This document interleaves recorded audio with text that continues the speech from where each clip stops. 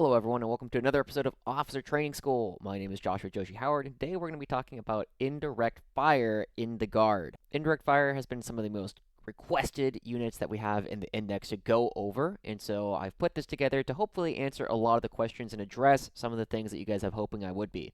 Before we get there though, just want to remind people that a lot of the data that I have comes from this document that I have been keeping updated. If you're interested, as always, it is a pay what you want, so if you want it for free, you can get it over on the Ko-fi page. You can find a link for that in the description. So if you've watched a lot of these officer training school videos before, you probably noticed that this has fewer bullet points. However, this one might be a little bit longer because there's a lot of conceptual understandings of indirect fire that are more important than the general tips and tricks and little things to talk about. And so I've kind of put them under a couple of smaller umbrellas, and so we'll go ahead and talk about them as we go through. The strategy section for this one is actually way longer than it is on, I think, any other video I've done. But in order, we're going to do the basics of indirect fire. How much damage do they do?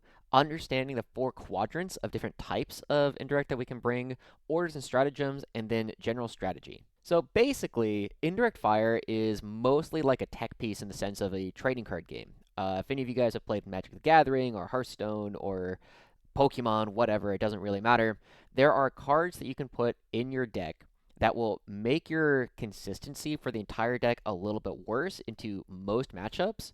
But the idea is that the trade-off is really high in certain matchups. And then it's always a question of, is making my army a little bit less consistent across the board, but really making these matchups good, is that a good trade-off? And we'll hopefully be answering that question over the course of this video.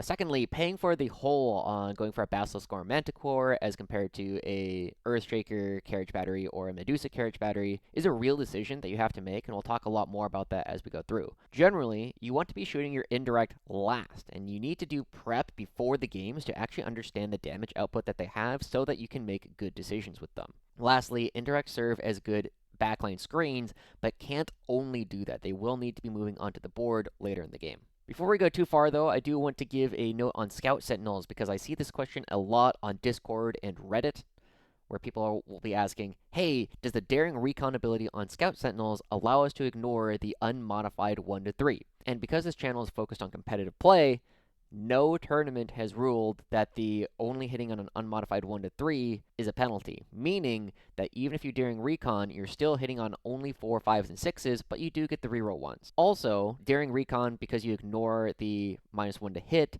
if that target has stealth, now the stealth and the heavy will cancel out instead of the heavy and the indirect canceling out. So you would be hitting on 4s if you Daring Recon something that has stealth. Of course, if you're not interested in playing competitive or playing in tournaments, you can rule this however you want. Okay, one of the most important things to understand about indirect is how much damage do they actually do. And so I've put together this slide. I had a lot of people asking for if I could do a point comparison between heavy weapon squads and basilisks and things, but it became way too busy, and the graph just didn't look clean if I did that. So what I would generally say to do is, because right now heavy weapon squads are about 60 points, and most of the other things are somewhere between 120-ish, and then the Manticore is 180-ish. And of course, this will depend on exactly what data slate you're playing on. If you're interested in comparing the points cost and how much they will do per point, take the numbers for the heavy weapon squad and double them if you want to compare against basilisks, and then triple them if you want to compare them against manticores. That'll get you pretty close, at least in the right ballpark. The one other thing that I will point out is ECB. I will be using that abbreviation a lot. That stands for Earthshaker Carriage Battery, and then TA here is Take Aim. But anyway, the biggest thing that you should kind of notice about this is that into anything heavier than a Marine, you're not doing a lot of damage. Manticores and Medusas do some damage to vehicles. In fact, they're actually pretty decent into chipping away at things like armigers and rhinos, especially because you can stack a lot of them. You're usually not just bringing one Manticore or one Medusa. But the major thing is the 5 Scout Marines. This also is about where you're going to see most of the relevant things that you want to be shooting at, such as Swooping Hawks, or Dark Eldar Scourges, or Orc Boys because they're toughness 5. You're going to find a lot of these things. You're going to be killing about 2 models with about 120 points of things. However, if you're shooting at lighter things like Guardsmen, these are generally things that are toughness 3 with a 5-up save, you're actually going to be killing them fairly effectively. As you can kind of see, everything kills them rather efficiently. And the Field Ordnance Battery here actually does the most damage to all of these altogether. And then along the bottom row, the Wyvern does about the same. I considered giving it its own row, but basically every column would have been within margin of error for the mortars because I'm running this off of unitcrunch.com, and that just runs strict simulations instead of giving you just like the pure mathematical. It gives you an idea of what the bell curve is going to look like. And the bell curve for a heavy weapon squad and a Wyvern is almost identical. So the big takeaways that I really want you guys to have after looking at that graph is, one, if you want to kill any scoring pieces with any consistency, you're going to need to shoot them 2 or more times. I'm going to go back really quick because you can see 5 Scout Marines, you're going to kill about 2 of them per Basilisk that you shoot at them. So that means you're going to need to shoot 2 Basilisks at them if you want to consistently kill them. However, it's not just you can shoot 2 Basilisks at them. You can shoot a Basilisk at them twice over 2 turns. So it's not necessarily just about how much damage you're going to be doing per turn. At the same time, you're going to be doing basically no damage to anything heavier than a Rhino with your indirect fire. You will be doing little bits and pieces, and you can chip off the last wound, but it's usually not going to be a lot of damage, and maybe you'll do a couple of wounds to them. You generally don't want to be shooting at these targets with your indirect. And one of the other things that I saw was people talking a lot about the fact that there's a lot more indirect being taken at the WTC. Why is this? The basic thing, I'm going to go back to the other slide again, is you can see that basilisks and manticores actually do kill Marines reasonably well. Remember that a normal Marine will have a 3+ save instead of 5+ save, but you're still going to be killing about 2 Marines every time you shoot a Basilisk or a Manticore at them.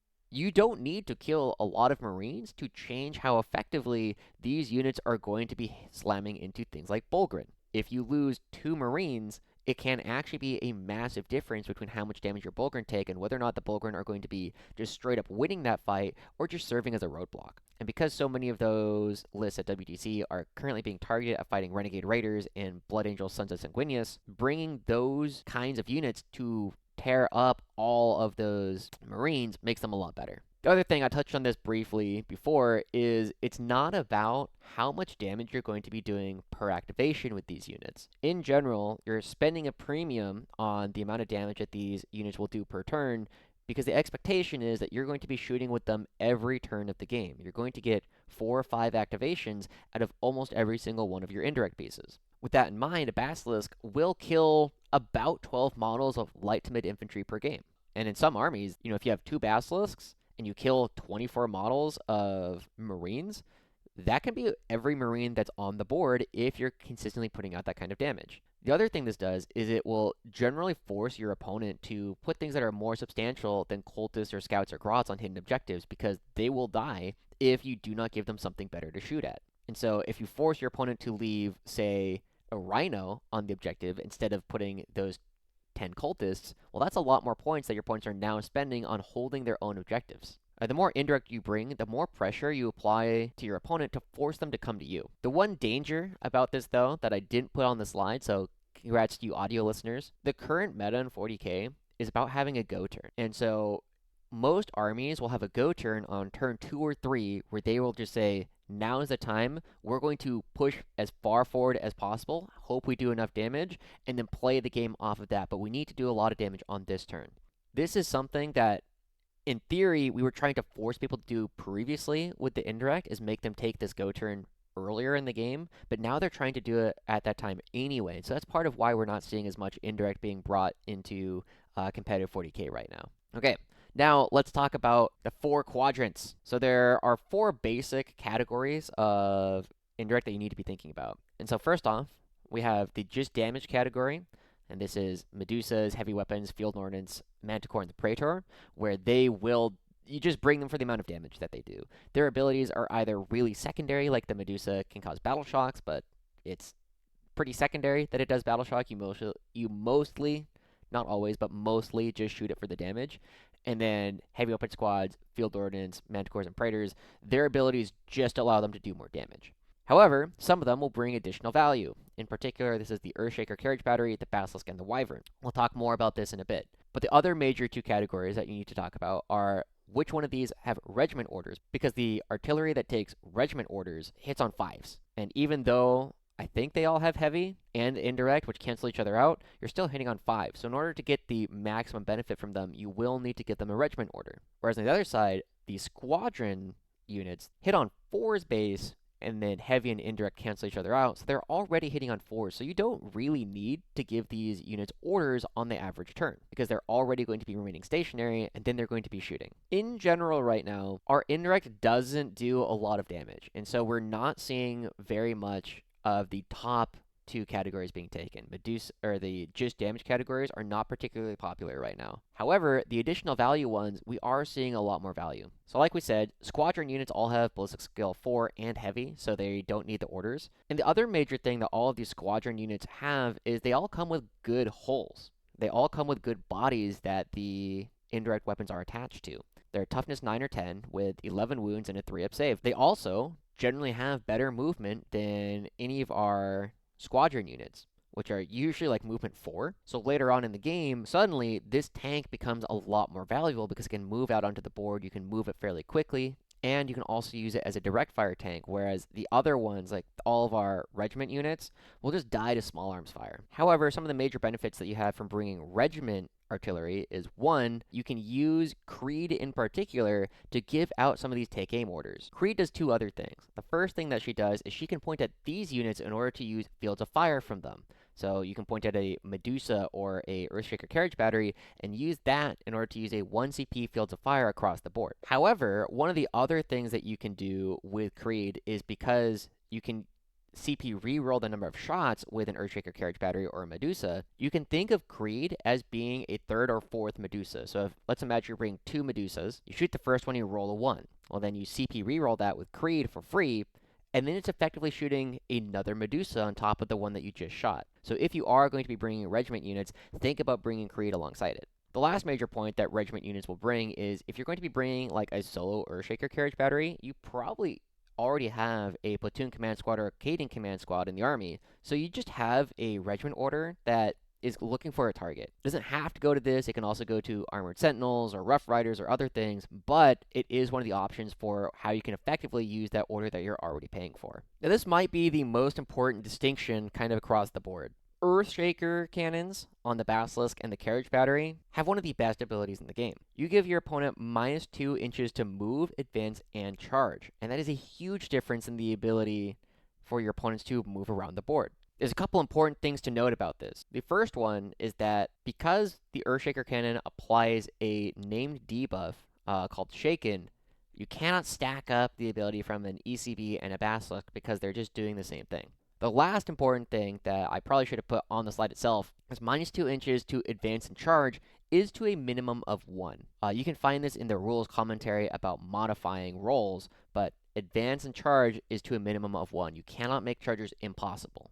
Anyway, this is really powerful. I have not run Earthshakers that much in my games, but I can tell you the number of times where I have completely nullified an enemy unit just because I have access to this. I've played a game against Eldar where a brick of 10 Wraithblade did nothing the entire game because it could never move into a relevant position on the board because it was so slow.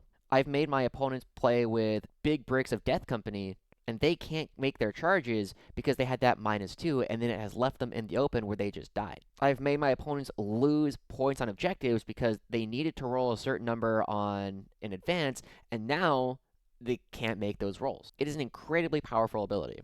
The Wyvern conceptually has a really interesting ability, and actually a really strong ability.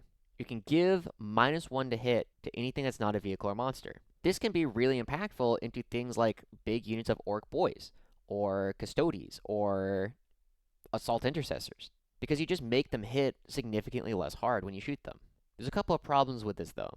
The first one, it's way more important to prevent your opponent from getting in at all, which is why the -2 inch to move, advance, and charge is way more impactful than being -1 to hit. You would rather your opponent not hit you than hit you slightly less hard. Secondly, the Wyvern does absolutely nothing into Knights lists, or Tyrannid Crusher Stampede lists, or any variety of things that just rely on a bunch of big models, where the Wyvern just doesn't do any damage, and its ability doesn't work. And then lastly, if you have Creed, we have access to the Suppression Fire Stratagem, where because our Earthshaker carriage batteries and heavy weapon squads and Medusa carriage batteries are all infantry, we have access to a free suppression fire for 0 CP. We can make an infantry unit or a non-vehicle and non-monster unit -1 to hit. I've touched on this a couple of times, but I really want to emphasize how effective the -2-inch move ability is on the Basilisks and Earthshakers. It is just one of the best abilities in the game, and because it has functionally infinite range, just being able to point and click and say, these guys are moving slower, is super, super good. The Wyvern just costs so many points. At 110, it is absolutely just like not worth what it does currently. Like 110 points is almost as much as a Chimera full of Catachan. It's almost as much as an Earthshaker carriage battery. And as I go back to this page, look at how little damage it does. For half the price, you can get a heavy weapon squad and do about the same amount of damage anyway. So, if a Wyvern costs like 80 points, you'd probably see people bringing them. Now, with all that said, it's important to note that our winning players are not really bringing Indirect very much. In comparison to what we were seeing on the April 24 slate, where we had 41 lists that went X1 or better, 40% of them were bringing at least one Basilisk, and you saw the rest of them getting at least a little bit of play. However, on the June 24 slate, that number has significantly gone down. While Manticores are still about as popular as they were before, the other thing I really want to point out here is before the June 24 slate, you were seeing Basilisks being brought kind of across the globe at fairly similar rates. However, now almost all of them are being brought in the UK. Of the 6 players who have done well and brought a Basilisk, 5 of them have been in the UK, which says to me that there's probably something about the terrain that is being played on at the UKTC that makes them more valuable there. Okay, I've had a lot of you guys ask about what it would take to make heavy weapon squad mortars and field ordnance batteries and what it would take to make them work. And I don't think you're really going to like the answer. So going back, you can see that heavy weapon squads and field ordnance batteries actually do a lot of damage to guardsman equivalents, especially when you compare the amount of points you're spending on them. However, the reason why you don't see them being brought very often is because this isn't really something that the meta currently necessitates we do. Every guard vehicle pretty much has a stubber just tacked onto it, and our lasguns don't really shoot anything else. We just have a lot of ability to kill guardsman equivalents already, and in fact, most armies do. So in general, in order to get these units to work, you could try and add scout sentinels and the regimental attaches to get them the sustained or whatever it is that he gives them, and make them hit even harder. However, in order to kill like a unit of 10 guardsmen, you're going to need to bring 2 units of field ordnance batteries, which only really kill these targets, or 3 heavy weapon squads with 9 mortar teams. And that's just a lot of points being spent on something that only has one job. And then you're really sad when these models are in your army and you're playing up against knights. So if the meta were to change, these units would become a lot better. However, if you have a lot of Eldar, Guard, GSC armies in your local meta, then these models become more interesting, simply because that becomes a very valuable target to shoot at. As it is, you can still tech them into your armies. They're not bad pieces, and they will take some armies off guard, because currently a lot of armies are built with the idea that there's not a lot of indirect that can actually kill these units. And so if you happen to be like the one person in your local meta who is bringing all this little indirect, you're going to take a lot of people off guard with that, and that will make some players have an uncomfortable situation. And the more general meta thing, being the one person who plays a weird skew list in a local meta is way more valuable than playing that general skew list if the entire local meta is already playing that.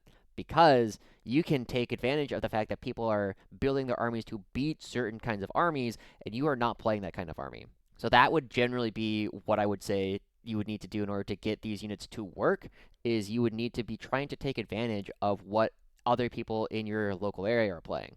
One of the other major benefits of bringing squadron units, though, is like we talked about, they have really good hulls. And as the game goes on and unit counts really start dwindling, it's important to remember that every single one of these squadron units is just a tank. And as I'm sure all of you are familiar with, a Chimera on turn 5 is way more durable than a Chimera on turn 2, because your opponent is just run out of long-range anti-tank, or he's run out of all the killing units, because you spent the entire game killing each other's killing units.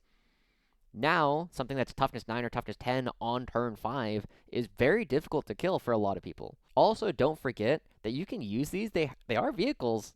You do have the tank shock ability. You can actually use these to move on to objectives, and you can do 3 mortal wounds to something, which can oftentimes be the difference between controlling and not controlling an objective. This is kind of unique to the squadron things, because while the other artillery does have the ability to move through walls and in some ways can be more mobile because of that, they just die, right? They never really become durable throughout the course of the game. However, you have to think about doing the same thing with the regiment units, where you are potentially looking to move them later on the board in order to take control of different objectives. Okay, let's talk about orders and stratagems before we get into the long strategy discussion at the end. Take aim is mostly used as a regiment order. However, it is also useful if you want to move your squadron units, because the +1 ballistic skill turns you to ballistic skill 3, and then the indirect fire still means you hit on 4s. Honestly, that's kind of it. Those are about the only orders you will ever really be giving to your indirect fire. If there is a situation that arises where move, or duty and honor would change your ability to score an objective, you can do that too. Fields of Fire, if you can do this for 1 CP, it can definitely be worthwhile to do so with your first indirect that's shooting. However, it's usually better to do this on an infantry squad or a platoon command squad that has a mortar, so everything else benefits. Because that one mortar is going to do, like, no damage anyway. If you give the Fields of Fire to that and shoot it out, not only can you sometimes get CP back with Creed because the unit has a Foxcaster, and if you don't have Lord Solar, you're not losing the AP on all the indirect that you're shooting later.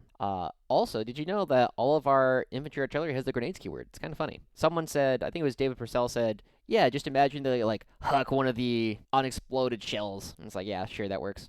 Expert Bombardiers. Look, guys, this one was bad. I saw people talking about it on Reddit. We didn't use it when we could make use out of it. We never do this. It's just a bad stratagem, and that's okay. That means we have more CP to do other things with. Suppression Fire is kind of like we were talking about with the Wyvern. It's not bad, especially if you can do it for free, because all of our infantry artillery can just do it. So if you just have a mortar lying around, you can be like, hey, those guys over there, -1 to hit. I wouldn't play around it that heavily unless you have Creed, because it is a way to farm CP, and it's also a way to just make things -1 to hit around the board. I would definitely keep this one in mind. Now for the really long strategy section. In general, you want to shoot your indirect last. This is something that naturally arises based on the idea that you should always shoot what doesn't have a choice first. So in general, if you have something that can only shoot directly and has only one thing to shoot at, shoot that before you shoot any of your indirect. Simply because that's going to give you more information about what you want to be doing with your indirect later. Whereas if you imagine doing it the other way, and if you shoot with your indirect and you kill something, now that thing that was going to be shooting at it directly has nothing to shoot at. So you've effectively lost damage because the direct thing is no longer doing the damage that it was going to be doing, and your indirect can now no longer shoot somewhere else. One of the major things to think about is sometimes the rest of your shooting will leave a target on like 1 or 2 wounds. Now you need to decide, am I okay with that thing being barely alive because I'm going to charge it? Do I want that thing to be alive because I'm going to charge it? Or do I need to kill that thing? I wanted to shoot those guys on that objective over there, but if this thing lives, it's going to do too much damage to me. These are all things that you need to think about, and if you shoot your indirect first, you don't have the ability to react to the evolving situation of what the dice tells us. The one major exception to this is if you're using Fields of Fire for an artillery piece, you do want to shoot that first so that everything else does more damage.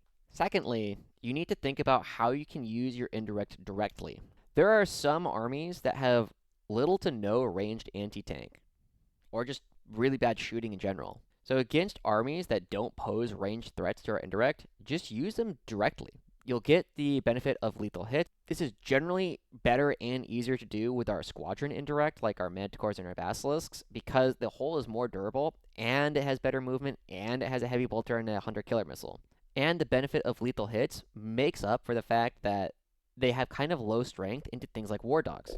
The other thing about this is it's not just a read on what your opponent's army does holistically. An easy example of this is I was playing up against a Chaos Space Marine list fairly recently whose only real range threats were he had 2 Land Raiders that had las cannons. And once those were dead, a Basilisk or a Manticore could have easily moved out into the open because he has nothing left that can actually kill it at range. So make sure you're adapting to what the actual situation is on the board and not just saying, oh, they're playing guard, they have a lot of shooting. Because sometimes you're going to be playing against Paul Clifton, who's playing as many melee units as he can bring, or just short range shooting in general. So use the range to your advantage. Okay, Indirect Fire and Lord Solar have like this really weird relationship. The first one is that pretty much none of our Indirect wants to interact with Lord Solar anymore. Before, he was making all of our Manticores and Basilisks hit on 3s, but now, if our squadron stuff is remaining stationary, it's already hitting on 4s regardless of whether or not it has an order. And then, you have to ask yourself, is there really nothing better for Lord Solar to be ordering than an Earthshaker carriage battery? Because Tank Commanders and Bullgrin and Rogel Dorns and Super Heavies all exist. These are all better targets for Lord Solar's orders if you can give it to them. However, Lord Solar and Friends is usually what we have sitting on our home objective for the first couple of turns of the game to not only screen out our entire backfield and make sure we're not getting deep striked upon, but now Indirect is going to be doing that job. If you plop down 9 heavy mortar teams or a couple of basilisks across our entire backline, you can basically fill our entire backside of the map with like 2 or 3 Indirect pieces. And this will allow Lord Solar and all of his guys to just run out onto the board. And if you have Lord Solar in the middle, well, there's never a question of whether or not things are within range of the 24-inch orders. And also, he's got a decent melee profile. One of the major reasons why we're not seeing as much Indirect being brought globally is because reserves function as pseudo-indirect. A major reason that we bring Indirect is it allows us to hit units from out of line of sight. But reserves will oftentimes have access to those targets, or they will force opponents to move in such a way to make sure that we can't do that. And they will also be bodies forward on the board where they can contest for objectives or clog up charges. From my discussions with people who do play on the UKTC terrain, or if you listen to things like the Fireside podcast with David Gaylord and Vic Vijay, they will say that there are places where even if you rapid ingress something, it still will not be able to, after moving, hit someone on an objective, because it is too easy to just stand behind a wall and block out some of these rapid ingress threats. And also deep strike threats. In that style of terrain, Indirect becomes way more valuable. However, that is not really true on most WTC and most Pariah Nexus boards. So things like Scions, Kazarkin, and then rapid ingressing Rough Riders or Lehman North battle tanks are all tools that we can threaten these objectives that we normally could not be able to see. It's also worth noting that Scions, Kazarkin, Rough Riders, and Lehman North battle tanks will kill any of these chaff that people are leaving on objectives, whereas the Basilisk is going to take 2, 3, 4 turns to actually kill these units. So when we're able to deal with those units with other tools at similar prices that also give us more benefits on the board, it's part of why we're not seeing as much Indirect at the competitive level. Now, one of the things that is a major boon to bringing a lot of Indirect is that if you bring enough of it, your opponent can't rapid ingress. Right now, Warp Talons, which will drop down in rapid ingress and then charge a small unit of Scions or something and then leave, those units can't do that because they will just die to Basilisks or Manticores. If you try and rapid ingress Death Guard Terminators, imagine hitting them with an Earthshaker round and now their 4-inch move is a 2-inch move. That is no longer scary. If you have a single Earthshaker carriage battery, it can really change a lot of the math on how effectively your opponents can make these charges. Remember, normally, if a unit deep strikes 9 inches away and has a 6-inch move, well, now it's a 4-inch move, which means that they are 5 inches away, which suddenly makes that charge failable. And so what this can do to a lot of your opponents is it can force your opponents to go for inconsistent 9-inch charges on their turn instead of rapid ingressing and getting guaranteed charges. Because remember, a 9-inch charge with a reroll is a 50-50 on whether it hits. So if you make your opponent take some of these coin flips, then it can really help out your ability to play. The last thing I want to talk about before going to our outro is that ultimately, Indirect Fire is very dependent on the meta that you're playing in. What is the terrain like in the games that you're playing? What armies are people bringing? What is your strategy about playing into the armies that people are bringing? Remember, if there are a lot of Imperial Knights or Chaos Knights or Ironstorm in your area, Indirect is worthless. It just does no damage to those targets and can't really be used to move around the board either. However, Earthshakers and Basilisks are really valuable into armies like Custodes, Orcs, Blood Angels, and World Eaters. Simply because if we can cut down on their ability to move, these armies become way less scary. If you're playing against armies that have a lot of little MSU, like Eldar, Thousand Suns, Grey Knights, or Drukhari, where you just need to kill a lot of little things, generally die if you can shoot them, but rely on mostly hiding out of line of sight, then Medusas and Manticores are very interesting as well. And there's a couple different ways on playing 40k. You can dominate them on primary, you can dominate them on secondary, or you can just kill them. And even these primary ideas of how to play, there are different ways to do all of them. Right now, most of our top players are playing in ways that we dominate the middle of the board, which ultimately leaves very few points left over for things like Indirect. However, there is a world and a meta where you can be bringing a ton of Indirect and just saying, hey, you guys are never going to be standing on anything, and I'm going to defend my half of the board and just slowly outscore you by bringing lots of little pieces like little Scion units or Gaunt's Ghosts. And they're both valid ways to play. There are also both ways of playing that depend a lot on the terrain that you're playing as well as the armies that are surrounding you. So even though Indirect is less popular now than it used to be, teching in an Earthshaker carriage battery or a Basilisk somewhere on the board will help out a lot of matchups. But you always have to think about what matchups does this help me in, and what matchups does it make worse, and is that a trade-off that I'm willing to take? So with all this said, I do want to give a couple of shoutouts as well to the people who have been regularly contributing to this channel. Nick Jagiello, David Purcell, Scott Cairns, Paul Clifton, and Matthew Searle, in particular, the people who have contributed to this video. So thank you, as always, to them. A couple of quick future plans at this time. So we just hit the 3,000 watch hours required on YouTube in order to open up memberships. So I'm going to be opening up a Discord, and I'm also going to be starting a series soon called List Doctor, or Name Pending, where I talk about viewers' lists or lists that I find on Discord or Reddit or something, and talk about what we can do to make them more effective. Also, this weekend I'm going to be in Palm Springs for the Palm Springs Open, and I will be making a video about my experience while I was there as well. So once again, this has been Joshua Joushi Howard. You've been watching Officer Training School. We've talked about Indirect, and we hope that this video has helped you win some games and figure out whether or not you want to be bringing Indirect in your lists. Thank you so much for watching, and we'll see you all next time. Bye-bye.